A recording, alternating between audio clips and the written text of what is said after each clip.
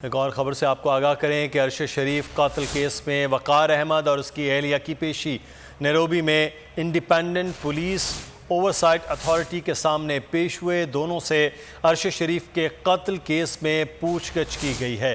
खबर आपको दे रहे हैं कि अरशद शरीफ कत्ल केस में वक़ार अहमद और उसकी अहलिया की पेशी हुई है। नैरोबी में इंडिपेंडेंट पुलिस ओवरसाइट अथॉरिटी के सामने दोनों पेश हुए हैं। दोनों से अरशद शरीफ के कत्ल केस में पूछगछ की गई है। एहतशाम अली हमारे नुमाइंदे हमारे साथ हैं। एहतशाम, आगाह कीजिएगा और क्या तफसीलात आपके पास हैं? आज बिल्कुल अरशद शरीफ केस का मामला फैक्ट फाइंडिंग कमेटी ने फैसल वावड़ा और मुराद सईद को तलब कर लिया। फैसल वावड़ा और मुराद सईद ने दावा किया था कि वो अरशद शरीफ को लायक खतरात से आगाह थे।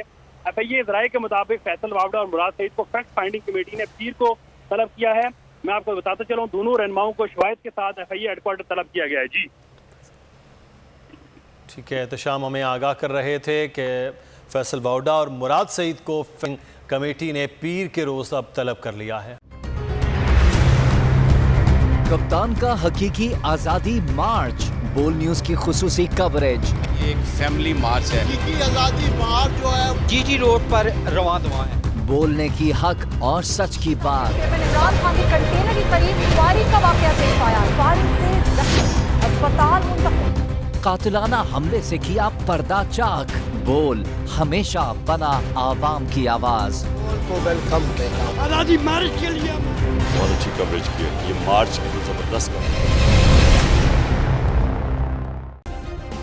सब्सक्राइब करें और बेल दबाएं ताकि कोई खबर रह न जाए।